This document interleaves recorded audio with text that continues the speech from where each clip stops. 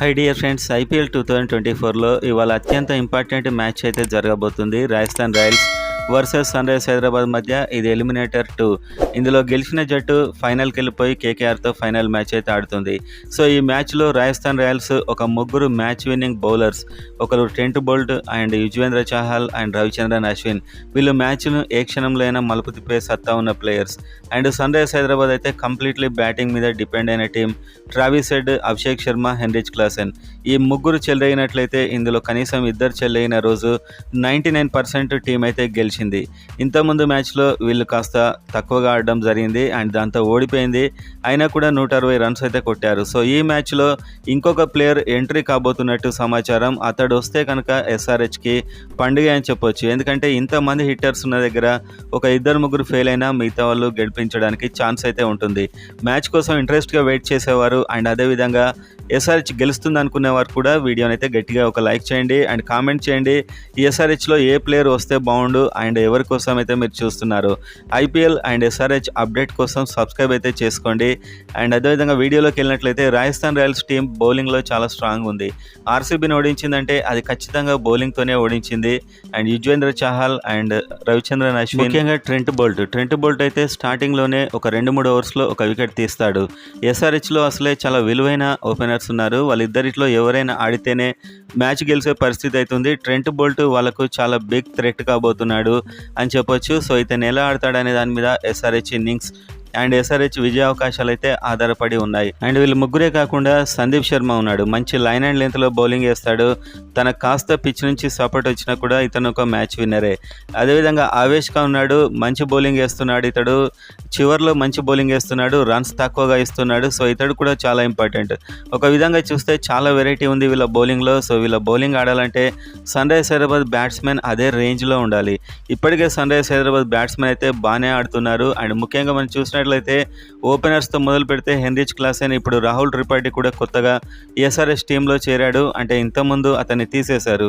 So ఇప్పుడు అతడు కూడా ఫామ్లో ఉన్నాడు. Nitish Kumar Reddy Rajasthan Royals group stage మ్యాచ్లో ఇతడు మంచి ఇన్నింగ్స్ ఆడి గెలిపించాడు ఎస్ఆర్హెచ్ని. అదేవిధంగా అబ్దుల్ సమద్ అందరూ ఆడినప్పుడు ఇతడు ఆడతాడు, అది నమ్ముకోవచ్చు. సో ఇతడు ఆడాలంటే టాప్ ఆర్డర్ అంతా హిట్ కావాలి. అప్పుడు సేఫ్ పొజిషన్లో ఉన్నప్పుడు హ్యాపీగా ఒక 3 6 వేసేస్తాడు. సో ఇతడు ఆ range batsmen. And Shahbaz Ahmed కూడా మంచి బ్యాటింగ్ చేయగలడు, ప్యాట్ కమిన్స్ కూడా.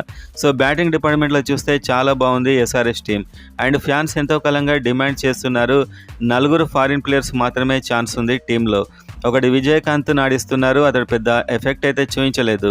అండ్ ఇక ముందు కూడా చూపిస్తాడనే నమ్మకం అయితే అతడు బౌలింగ్లో కనిపించట్లేదు. ఇతడిని తీసేసి గ్లెన్ ఫిలిప్ని తీసుకుంటే బెస్ట్. ఎందుకంటే గ్లెన్ ఫిలిప్ కూడా న్యూజిలాండ్కు బౌలింగ్ వేస్తాడు అండ్ ఒక మంచి బిగ్ హిట్టర్. ఎలా అయితే Travis Head, Abhishek Sharma, Nitish Kumar and Rahul Tripathi ఆడతాడో అంతకంటే బాగా ఆడగలిగే వ్యక్తి ఇతడు తనదైన రోజు. సో ఇతని హిట్టింగ్ హైలైట్ ఉంటుంది. కాబట్టి ఒక 8 మంది బ్యాట్స్మెన్ ఉన్నప్పుడు ఆ 8 మందిలో కనీసం 4 హిట్ అవుతారు. కాబట్టి గ్లెన్ ఫిలిప్ని తీసుకుంటే ఒక ఆఫ్ స్పిన్ వేయగలడు అండ్ బ్యాటింగ్ చేయగలడు. ఈ విధంగా టీం అయితే చాలా బలంగా ఉంటుంది. శాన్వీర్ సింగ్ టీంలో ఉండి కూడా పెద్ద ఎఫెక్ట్ ఉండట్లేదు. కాబట్టి అతన్ని తీసేసి స్పిన్నర్గా జాతవేద్ లేకపోతే మయాంక్ మార్కండేని తీసుకుంటే ఈ 2 చేంజెస్, కేవలం ఈ 2 చేంజెస్ చేసుకుంటే ఎస్ఆర్హెచ్ టీం చాలా స్ట్రాంగ్ కనిపిస్తుంది. మీరు ఒకసారి చూడండి టీం ఎలా ఉందో. Abhishek Sharma and Travis Head openers, number 3లో రాహుల్ త్రిపాఠి మంచి బ్యాట్స్మెన్, నెంబర్ 4లో నితీష్ కుమార్, నెంబర్ 5లో హెన్రిచ్ క్లాసెన్, నెంబర్ 6లో గ్లెన్ ఫిలిప్. సో ఇది ఫినిషర్గా కూడా ఇతడు ఉపయోగపడతాడు. ఇతడు ఏ రేంజ్లో హిట్టింగ్ చేస్తాడో మనం చాలా మ్యాచ్ల్లో చూస్తున్నాం. నెంబర్ 7 చూస్తే అబ్దుల్ సమద్, ఇతడు కూడా హిట్టింగ్ చేస్తాడు. Number 8 Shahbaz Ahmed, number 9 Pat Cummins. So ఈ 9 మంది వరకు అయితే బ్యాట్స్మెన్ ఉన్నారు, బిగ్ హిట్టింగ్ చేయగల కెపాసిటీ ఉన్న వాళ్ళు ఉన్నారు. సో వీళ్ళంతా ఈ 9 మందిలో కనీసం ఒక 5 హిట్ అయినా కూడా ఒక మంచి స్కోర్ అవుతుంది. ముఖ్యంగా ఎస్ఆర్హెచ్ విన్నింగ్ అంతా ఆధారపడి ఉండేది ఓపెనర్స్ మీదనే. సో రేపు వాళ్ళు ఒక పట్టుదలతో ఉండి ఉంటారు. ఆల్రెడీ ఒక మ్యాచ్లో ఫెయిల్ అయ్యారు కాబట్టి నెక్స్ట్ మ్యాచ్ ఆడతారు. మీరు చూసుకుంటూ వచ్చినట్లయితే ఎస్ఆర్హెచ్ ఓపెనర్స్ ఎప్పుడైతే ఆడుతున్నారో అప్పుడు గెలుస్తున్నారు. మధ్యలో ఎస్ఆర్హెచ్ ఓపెనర్స్ కొన్నిసార్లు ఆడలేదు, అప్పుడు ఓడిపోయారు, మళ్ళీ ఆడారు. సో ఇంతకుముందు మ్యాచ్లో ఆడలేదు కాబట్టి ఈ మ్యాచ్లో ఆడతారని మనం ఆశిద్దాం. అండ్ గ్లెన్ ఫిలిప్ టీంలో ఉంటే 6th నెంబర్ వరకు మనకు ఒక హిట్టర్ ఉన్నాడు అని చెప్పి ఒక భరోసా ఉంటుంది, ఒక ధైర్యం అయితే ఉంటుంది. ఇక ఎస్ఆర్హెచ్ బౌలింగ్ విషయానికి వస్తే ఎంత తక్కువగా చెప్పుకుంటే అంత మంచిది. ఒక నటరాజన్ తప్పించి ప్రత్యర్థి టీం స్కోర్ని ఆపేవారైతే ఎవరూ లేరు. ఒకవేళ ఫస్ట్ బ్యాటింగ్ చేసి ఒక 250, 270, 280 కొట్టిన సందర్భాల్లో కూడా 16th ఓవర్ వరకు టెన్షన్ పడింది టీం. అంటే ఆ రేంజ్లో ప్రత్యర్థి టీమ్స్ అయితే విరుచుకుపడ్డారు బ్యాటింగ్లో. సో ఆ మ్యాచ్లో కూడా నటరాజన్ చాలా తక్కువ రన్స్ ఇచ్చి వికెట్ తీశాడు. ప్యాట్ కమిన్స్ స్టార్టింగ్లో బాగానే బౌలింగ్ వేశాడు, ఇప్పుడు వేయట్లేదు. భువనేశ్వర్ కుమార్ అయితే తన వరకు తాను రాణిస్తున్నాడు అండ్ కొన్నిసార్లు తక్కువ రన్స్ ఇస్తున్నాడు, వికెట్ తీస్తున్నాడు. సో మిగతా బౌలర్స్తో పోలిస్తే కాస్త బెటరే భువనేశ్వర్ కుమార్ అని చెప్పొచ్చు. ఇక స్పిన్నర్ విషయానికి వచ్చినట్లయితే విజయకాంత్ను ట్రై చేశారు. కొత్త స్పిన్నర్ అయినా కూడా ఇతనికి మంచి ఛాన్సెస్ ఇచ్చారు, కానీ ఇతడు ఒక మ్యాచ్ విన్నర్గా అయితే లేడు. 4 ఓవర్లు వేసేదానికి ఉంటుంది ఇతనికి. ఆ 4 ఓవర్లో 40 రన్స్ ఇచ్చినా 30 రన్స్ ఇచ్చినా ఆ 10 రన్స్తో పెద్ద తేడా ఉండదు. అండ్ ఒక మ్యాచ్ విన్నింగ్ బౌలర్ అయితే కాదు అని స్పష్టంగా తెలిసింది. కాబట్టి ఇతడు ప్లేస్లో గ్లెన్ ఫిలిప్ని తీసుకుంటే బ్యాటింగ్, బౌలింగ్, ఫీల్డింగ్, కీపింగ్ అన్నీ చేయగల ప్లేయర్ ఇతడు. అండ్ అది ముఖ్యంగా సోషల్ మీడియాలో ఎక్కడ చూసినా గ్లెన్ ఫిలిప్ని తీసుకోండి అని ఇన్ని రిక్వెస్ట్లు వస్తున్నాయి. టీమును ట్యాగ్ చేస్తున్నారు, ప్యాట్ కమిన్స్ను ట్యాగ్ చేస్తున్నారు. అయినా కూడా ఇతని వైపు మేనేజ్మెంట్ చూడకపోవడం చాలా ఆశ్చర్యం కలిగిస్తుంది. సో ఈ మ్యాచ్లో వస్తాడని చెప్పి మనకైతే జాతీయ మీడియాలో కొన్ని న్యూస్ హెడ్డింగ్స్ అయితే రావడం జరిగింది. వాళ్ళు కూడా కామెంట్స్ చూస్తూ ఉంటారు. అండ్ విజయకాంత్ పర్ఫార్మెన్స్ మీద వాళ్ళకు కూడా ఒక ఐడియా వచ్చి ఉంటుంది. సో ఇతడు మ్యాచ్ని ఎలాగో గెలిపించలేడని గ్లెన్ ఫిలిప్ని తీసుకొస్తారేమో చూడాలి. So Rajasthan Royals opener Yashasvi Jaiswal and Tom Cadmore ఉన్నారు. ఇప్పుడు జోస్ బట్లర్ లేకపోవడం ఎస్ఆర్హెచ్కి ఒక మంచి అడ్వాంటేజ్ అని చెప్పుకోవచ్చు. ఎందుకంటే ఇతడు match winner Jos Buttler. So అంత మంచి బిగ్ హిటర్ అయితే ఇంగ్లాండ్ తరపున ఆడడానికి వెళ్ళిపోయాడు. ఇప్పుడు యశస్వి జైస్వాల్ అండ్ కాడ్మర్. సో స్టార్టింగ్లోనే వికెట్ తీయడానికి చాలా అనువైన ఓపెనర్స్ అయితే ఉన్నారు. జైస్వాల్ ఉన్నా కూడా టామ్ కాడ్మర్ని అయితే తీయొచ్చు. అండ్ వీళ్ళ టీంలో లెఫ్ట్ హ్యాండర్స్ ఉన్నారు batsmen. Jaiswal and Shimron Hetmyer వీళ్ళిద్దరు కూడా మ్యాచ్ని గెలిపించే సత్తా ఉన్నవారే. మీరు చూస్తే షిమ్రాన్ హిట్మేయర్ ఆర్సీబీ మీద ప్లే ఆఫ్ నెంబర్ 2లో గెలిపించాడు.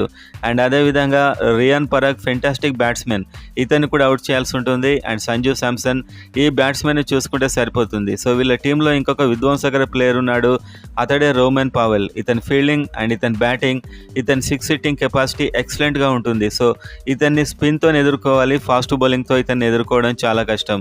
ఈ స్పిన్నర్ విషయంలో అయితే ఒక స్పిన్నర్ ఖచ్చితంగా ఉండాలి. విజయకాంత్ లేకున్నా మయాంక్ మార్కండే ఆర్ జాతవేద్ ఉంటే చాలా బాగుంటుంది. జాతవేద్ కూడా గ్రూప్ స్టేజ్లోనే ఒక ఛాన్స్ ఇస్తే బాగుండేది, ఎందుకంటే అతడి సత్తా ఏంటో కూడా తెలిసేది.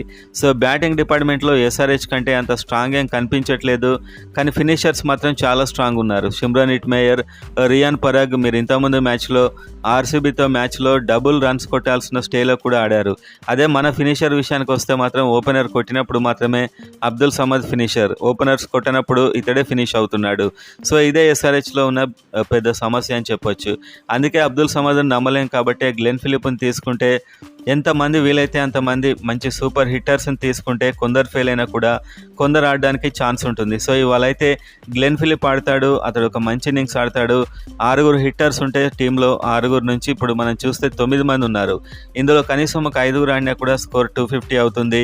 వికెట్ పడ్డా కూడా హిట్టింగ్ చేస్తూ వెళ్ళొచ్చు. బ్యాటింగ్ మాత్రమే నమ్ముకునే ఎస్ఆర్హెచ్కి ఇది చాలా అవసరం.